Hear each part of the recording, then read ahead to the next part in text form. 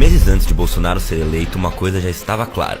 Paulo Guedes seria o nome de sua administração para comandar a economia. Pouco conhecido até então, Guedes promete tocar um novo projeto econômico, pautado em uma agenda neoliberal de privatizações de empresas e enxugamento da máquina pública. Mas quais são realmente as propostas de Paulo Guedes para a economia e por que ele escolheu justamente Bolsonaro para atingir seus objetivos? Esse tipo de casamento não é exatamente novidade. A união entre economistas neoliberais e políticos militares tem um famoso precedente na América Latina, a ditadura chilena comandada por Augusto Pinochet nos anos 70.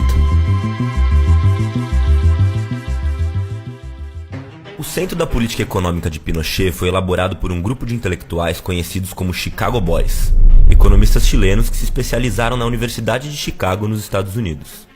A escola é até hoje referenciada como um dos principais polos de disseminação do pensamento neoliberal, e foi justamente lá que Paulo Guedes fez seu doutorado, concluído em 1978. Alguns anos depois, no início da década de 80, ele se integrou ao fluxo dos Chicago Boys e foi convidado para lecionar no Chile, em um contexto de perseguição a professores e limpeza nas universidades, já no auge da ditadura de Pinochet. Lá, Paulo Guedes viveu a implementação das principais medidas propostas pelo time de economistas da Escola de Chicago. E foram exatamente essas diretrizes que inspiraram parte de suas propostas para o Brasil de hoje, surfando na onda bolsonarista e agora sob o comando do novo Ministério da Economia.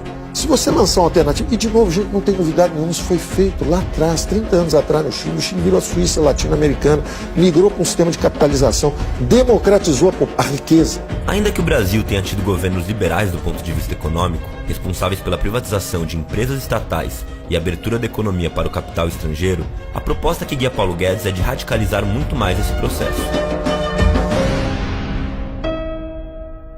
Talvez o projeto mais claro de Pinochet que Paulo Guedes procura incorporar à realidade brasileira é a mudança no sistema de aposentadorias.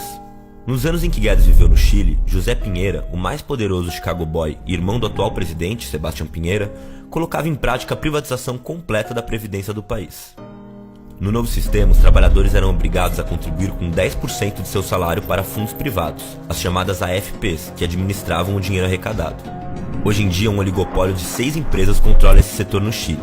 5 delas são responsáveis por 94,6% das contribuições previdenciárias e chocantes 69,6% do PIB do país.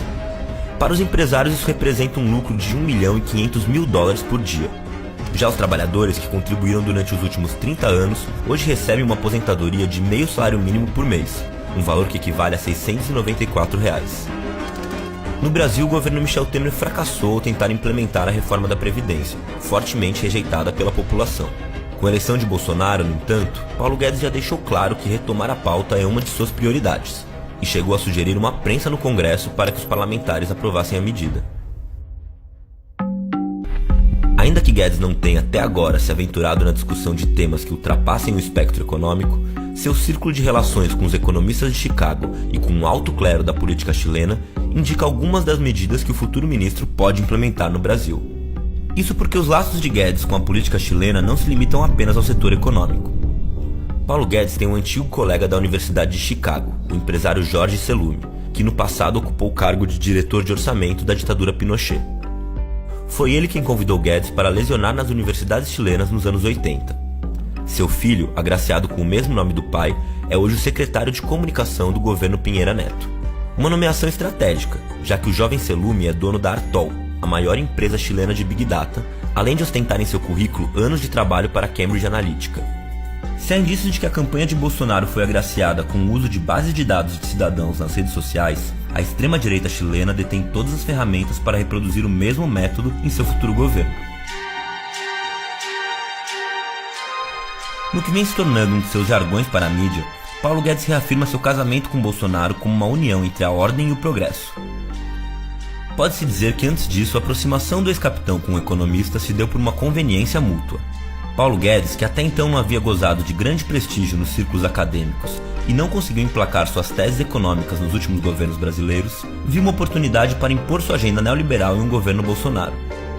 O novo presidente, por sua vez, acalmou os ânimos do setor financeiro, se desvinculando de sua figura estadista e colocando Guedes na linha de frente de sua política econômica.